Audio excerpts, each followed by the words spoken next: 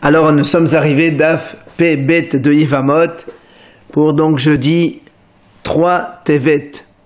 Et nous sommes arrivés à la 7e ligne. Wolad Ishlaqish, donc P Bet de Yivamot, 7e ligne. Wolad Ishlaqish, Maïshena Desha ou Maïshena Sefa.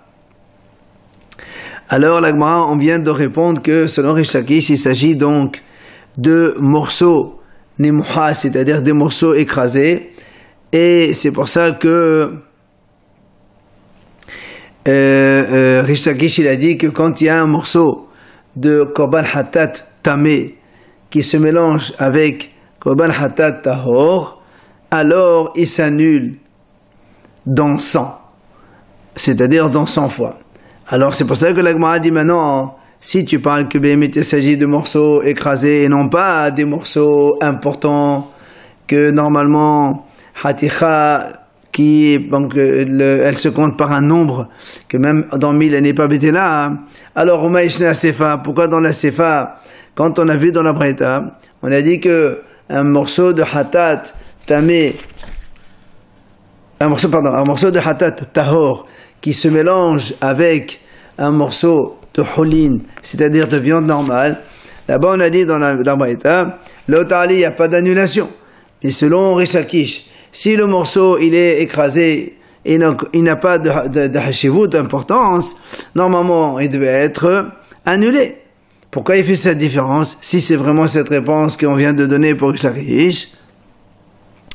Amar Rav Shisha Bari de Ravidi, il vient Rav Shisha, fils de Ravidi, répond Resha betumat mashkin de Rabanan sefa de oraita.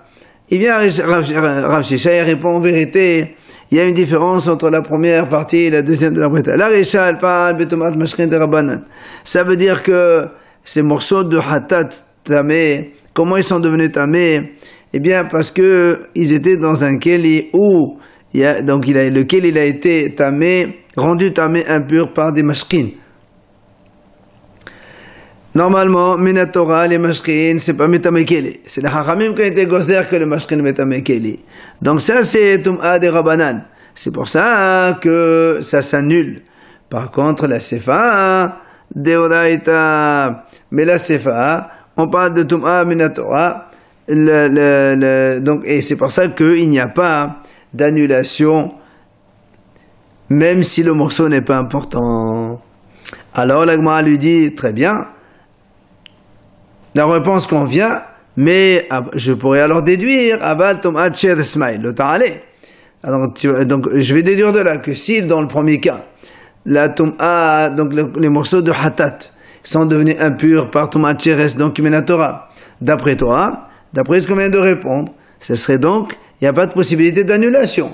Alors dans ces cas-là, la Gemara pose une question. Aditane Sefa. אבל חתיכה שחטאת תהודה שנתעבה ב100 חתיכות של חולין טהורות לא תעלה נפלוך בליטני בדידה. La Gemara dit dans ces cas-là, au lieu que dans la Sefa, on va sur un autre domaine, c'est-à-dire dans la Risha on a dit un morceau de Hatat impur qui s'est mélangé avec un morceau de Hatat pur. Après, dans la Sefa on a dit un morceau de Hatat pur qui s'est mélangé avec un morceau de Holin. Mais si dans la Tum'a elle-même, il y a différence d'après toi entre Rabbanan et la Torah, pourquoi tu vas dans la Sefa parler de mélange de Tum'a avec Holin, de morceau de Hatat Tahor avec morceau de Hol? Tu n'as qu'à rester dans la Tum'a et on dit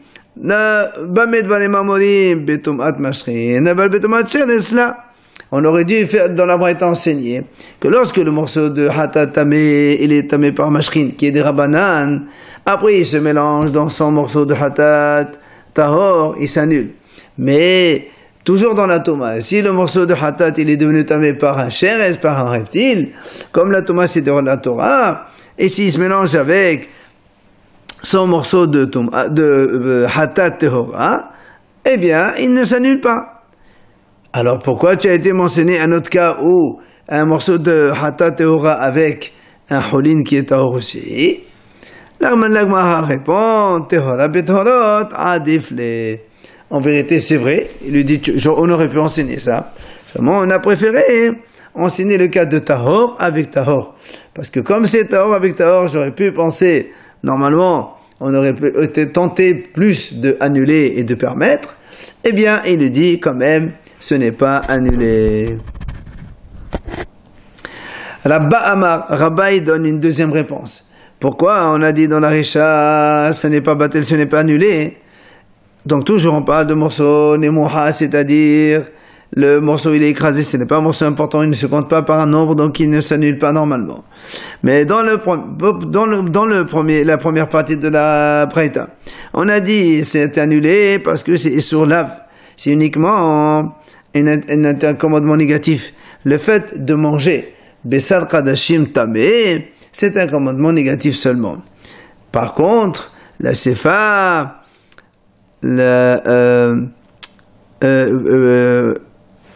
Sefa et Sokaret. Et donc la Sefa, elle parle de Sokaret. C'est-à-dire quand on a des morceaux de Korban qui se mélangent avec Hol, alors là, c'est beaucoup plus grave. Parce que si quelqu'un, il est tamé, il mange Hol, c'est pas un problème. Mais si quelqu'un qui est tamé, qui mange des Besar Kadashim, ça c'est Karet. C'est pour ça, donc, on a été plus mahmir. Alors, la Gemara dit comment? Vehara baoud amar, kol bid oraita, loshna esulav, veloshna esukaret. La Gemara dit comment? Pourtant, Rabba lui-même, il a dit, quand il y a un problème d'interdiction, donc de mélange de la Torah, il n'y a pas de différence que le Issour soit un commandement négatif simplement, ou karet, c'est toujours la même chose. Alors, comment ici tu dis, c'est différent parce que dans le premier cas, c'est sur la, le deuxième, c'est sur carré. C'est pour ça que dans le premier cas, ça s'annule et dans le deuxième, non. Kashia. Et la Gemara, donc, effectivement, une question contre Rabba lui-même. Vient Rabashi, il nous donne une troisième réponse. Rabashi Amar, Sifa Mishum de Avale Davas Shishom Materin. Davas Shishom Materin, Avno Be'elef Lavatil. Rabashi dit, tu sais pourquoi, dans le cas où, dans la Sefa, on a dit, un morceau de hatat tahor, de viande de hatat, de korban hatat qui est tahor, qui se mélange avec holin, c'est batel, c'est pas batel, pardon, ça ne s'annule pas, parce que là-bas, ça s'appelle quelque chose qui a matérine, qui a une autorisation. Effectivement, puisque il y a une possibilité, ici on est en présence d'un mélange, de viande de tahor, de hatat, de korban, avec de la viande de hol.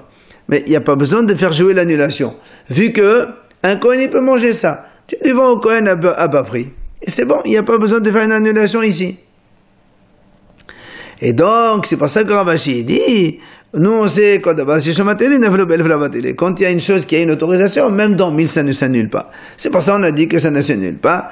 Et donc, on est obligé de donner ça à manger au Kohen et pas à Israël.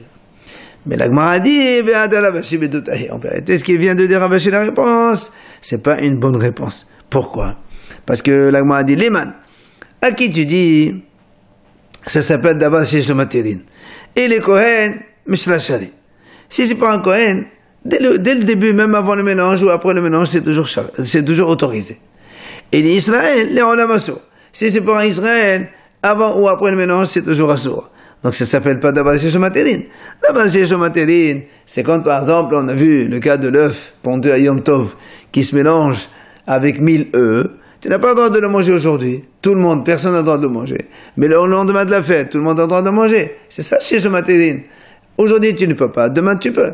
Mais ici, l'autorisation, elle est depuis le début, elle n'a pas changé. Et l'interdiction, elle est depuis le début, n'a pas changé non plus. C'est pour ça qu'il dit, El Hadera Bashi Bedotahi. Maintenant, la Gemara revient sur la mahlok d'entre Rabbi Yohanan et Rish Lakish. Quand on a vu que selon Rabbi Yohanan, il a dit la Trouma Bezman Azid de Oraita, la Gemara elle va donc lui poser une question. Où ça va, Rabbi Yohanan Trouma Bezman Azid de Oraita? Comment Rabbi Yohanan il dit que la Trouma elle est Minat Torah en ce moment? Be'atania, voilà une braïta qui dit Shete Kupot, il y a ici 2 caisses. Dans une caisse, il y avait la nourriture hol, et dans l'autre, il y avait la nourriture de terouma. Et devant eux, il y avait 2 petites boîtes. Dans une, il y avait holin, et dans l'autre, il y avait la nourriture terouma. Après,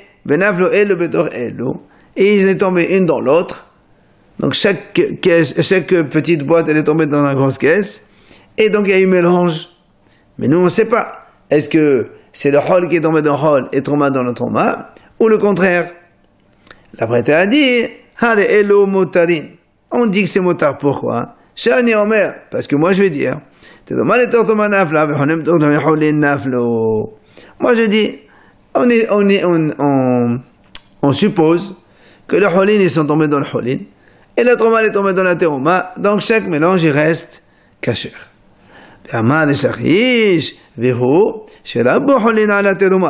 Et Shakish dit attention, il y a une condition pour que ça soit permis. Il faut que les holin ils sont beaucoup plus importants que la terouma. Ça veut dire de telle sorte que si la petite caisse de trauma elle serait tombée dans holin, il y aurait eu annulation par 100. Donc c'est dans cette condition que Shakish dit, on imagine que le hol est tombé dans le hol et la trauma dans la terouma. Par contre, Rabbi Yochanan Amar, Rabbi Yochanan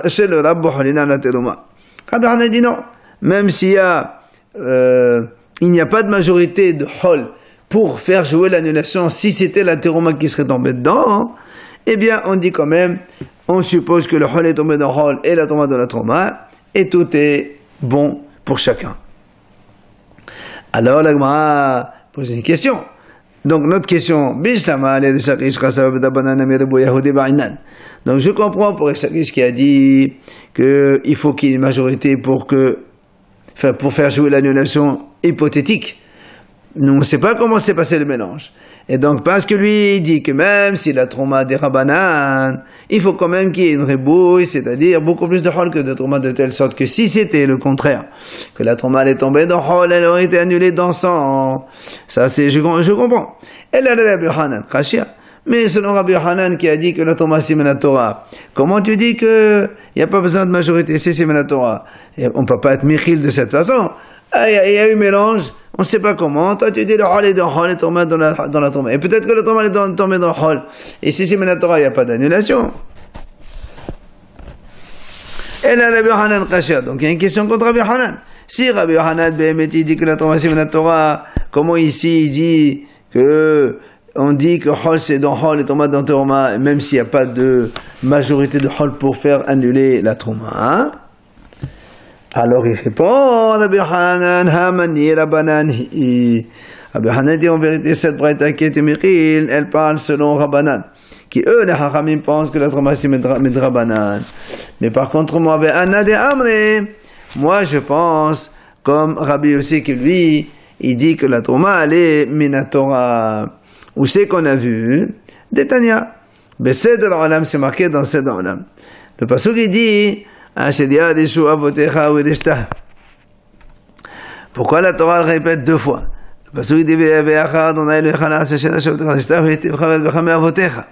Pourquoi Yad Shu Vedishta? C'est pour nous expliquer, il dit Rabbi Yosef, Yedusha Rishona Ushnia Yesh Lahen, Ushlishit En Lahen. Ça veut dire le Yerusha Rishona, la première conquête de la terre d'Israël à l'époque de Yeshua, et la deuxième conquête à l'époque de Ezra, eh bien, elle est bonne, elle est dans Israël, c'est-à-dire ça s'appelle une vraie conquête, et donc la trauma elle est Minatora, ou Shlishit En Lahen, c'est-à-dire même après l'exil, donc après la deuxième conquête, il n'y a pas de troisième conquête nécessaire, ce qui fait que depuis l'époque de Ezra, la trauma elle reste aujourd'hui Minatora selon Rabbi Yosef. Or, Amar Rabbi Yochanan, Mantana Seder Olam, Rabbi Yosef. Qui a dit enseigner ce Seder Olam là? C'est Rabbi Yosef. Donc on voit bien que c'est Rabbi Yosef qui pense que la trauma c'est la Torah. Et donc, c'est pour ça moi aussi je pense comme lui. Alors la Gemara pose une question contre Rabbi Yochanan à propos de notre sujet, donc le mélange des deux caisses et les deux boîtes. Mais ça va, Rabbi Yochanan, Bedabanan, la Bernan, de Bouya. La Gemara dit comment? Et Rabbi Yochanan il dit, ici chez nous, parce que c'est de Rabbanan, comme on vient de répondre. Rabbi Yochanan a dit que la Braïta ici qui a dit qu'on fait jouer l'annulation parce que c'est la Braïta c'est Rabbanan, et ils disent que la trauma c'est de Rabbanan. Ah, donc c'est de Rabbanan, il n'y a pas besoin de ribou, il n'y a pas besoin de majorité. C'est-à-dire que on dit que la petite caisse de Hol, elle est tombée dans la grosse caisse de Hol, et la petite caisse de Trouma dans la grosse caisse de Trouma, même s'il n'y a pas de majorité de Hol pour faire annuler la Teruma au cas où ce serait tombé comme ça. Hein? Be'atnan, pourtant, nous avons vu dans une Mishnah. Mikve sheesh bo arba'im se'a mechuvanot. Si on a un mikve qui comprend exactement 40 CA, le volume requis, pas une goutte de plus. Nathan CA, il a rajouté une CA de méperotes, c'est-à-dire donc des jus de fruits, qui eux, ils sont pas cachés pour le mikvé. Donc ça fait qu'il y a 41 CA. Venatal CA, après il enlève une CA. Donc ça fait qu'on reste avec 40 CA, mais seulement cette fois-ci, on n'a plus 40 CA d'eau de pluie. Il manque un petit peu, puisqu'avec le mélange qui s'est fait. Et Rabbi Yehuda Bar Shela, au nom de Rabbi, au nom de Rabbi Hanan, il a dit à propos de cette Mishnah, qu'on peut faire cela jusqu'à la majorité. C'est-à-dire, on peut encore rajouter encore une CA de méperotes, de jus de fruits, et on enlève une. On reste toujours avec 40. Mais cette fois-ci, il y a plus de jus de fruits. Et ainsi de suite. Et Rabbi Hanan dit Adrubo. Ça veut dire quoi Adrubo? L'agma dit Maï lavdi nestayadrubo. N'est-ce pas que on peut faire cet échange jusqu'à 19 fois. Il faut qu'il y ait au minimum 21 CA de eau de pluie. N'est-ce pas? Donc tu vois bien que Rabbi Hanan, bien que ici, le problème de Pisoul avec Maïm Sheovin, donc de l'eau pisée, c'est une notion des Chachamim. Et pourtant, Rabbi Hanan, il a dit, il faut qu'il y ait une majorité, qu'il y ait 21 CA d'eau, donc, de pluie pour cachériser le mikvé. La Gemara répond, non. Dela nishkol rubo. C'est pas qu'il doit rester, selon Rabbi Hanan. C'est pas qu'il doit rester 21 CA. Il ne faut pas prendre plus que 20 CA. C'est-à-dire, donc, tu peux prendre jusqu'à 20 CA pour faire moitié-moitié, mais tu prends pas plus que 20 CA. Donc, du coup, Rabbi Hanan, il reste, donc, selon son avis, on n'a pas besoin de rov. Ou bien, Rabbi Hanan, il peut te répondre. C'est quand même différent, le cas de la Trouma, de mélange des deux sacs là, de Hol et de Trouma, avec notre cas de Mikvé, c'est différent. Pourquoi? Des Kalememad, Shani Omer.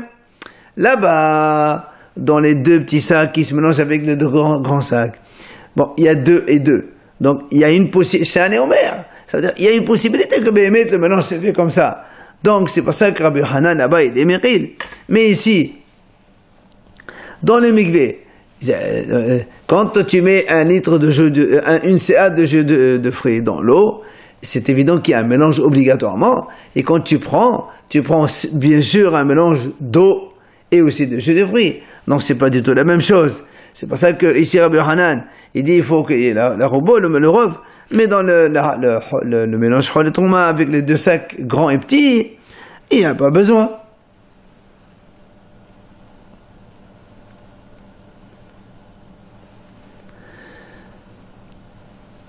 On revient maintenant à notre Mishnah.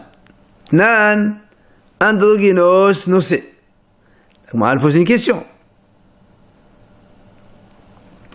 On a vu dans la Mishnah qu'un androgynos, il peut se marier. Donc on le considère comme un homme. Alors, si c'est comme ça, il y a une question contre Rish Lakish. Rish Lakish, il a dit que le androgynos, il peut manger seulement la Trouma des Rabbanan, mais il ne peut pas manger Hazé Vachor. Et donc, si c'est comme ça, selon Rish Lakish qui est Safek Zachar, puisque selon Rish Lakish il dit, justement parce qu'il ne peut pas, il est Safek, c'est pour ça qu'on ne peut pas lui donner Hazé Vachor. Dans ces cas-là, comment tu dis, Nosé, il a le droit de se marier? Il n'a pas le droit de Khatkhila. Il fallait dire, comme dans la Trouma, Bediavad, Imnasa, Kedusha, Kedushin, Osachaget. Mais comme il n'y a pas dit, il y a marqué Nosé, c'est les Khatkhila, donc ça veut dire qu'il est Vadaï. Et question contre Rish Lakish. Alors la Gemara répond, Teni, Imnasa. Ah ben écoute, tu n'as qu'à dire dans la Mishnah, au lieu de dire Nosé, Imnasa. Donc, pour dire qu'au cas où il s'est marié, il faut un get mesafer, mais il reste toujours safek, mais pas les khatkhila. Alors la Gemara dit pourtant veha nosé khatani, pourtant il y a marqué nosé dans la Mishnah, nosé les khatkhila. Alors la Gemara lui dit, elle lui répond, vous dites, ah merci, si vraiment tu veux aller selon les mots de la Mishnah, regarde qu'est-ce qui est marqué dans la suite. Ma'yava lonissa. Quand il a dit la Mishnah dit nosé, aval lonissa. Mais ça doit mettre lonissa. Il n'a pas, ça veut dire, lui il peut se marier, ça veut dire on le considère comme un homme pour prendre une femme. Mais l'onissa, un homme il peut pas se marier avec lui. Et pourtant ici, il y a marqué l'onissa, b'di'avad, et la maïnissa, di'avad. Non, c'est nami di'avad. Donc tu vois bien que l'onissa, ça veut dire que il ne peut pas être épousé.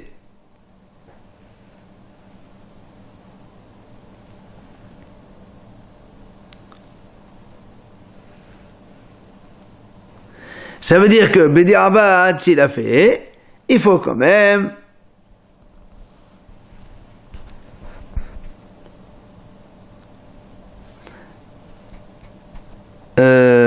donc là, on a répondu, pardon. Donc, quand on a posé la question, pourtant il y a marqué Nosé dans la Mishnah, et l'Agma l'objecte, mais pourtant c'est marqué Aval Lonissa. Bah, ça te met Aval Lonissa.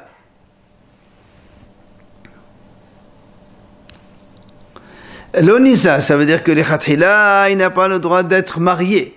Donc un homme ne peut pas se marier avec lui. Et donc, quand on dit l'onissa, ça veut dire les khatkhila, non. Mais ça veut dire bedi'avad, c'est muta. Enfin, c'est muta. Les nisouines sont valables. Il faut donc un guet de misfira. Et la maïnissa, di'avad. Non, c'est un di'avad. Donc tu vois bien que puisque l'onissa, d'après toi, Rishakish, que c'est di'avad, alors nous aussi c'est des avad. Ah mais la Gemara répond non. Non c'est les khatkhila mashma. Ah ben non ça des avad mais là la Gemara dit non. Le nosé c'est les khatkhila obligatoirement. Nosé c'est les khatkhila. Quand on dit un androgynos il peut se marier, ça veut dire a priori.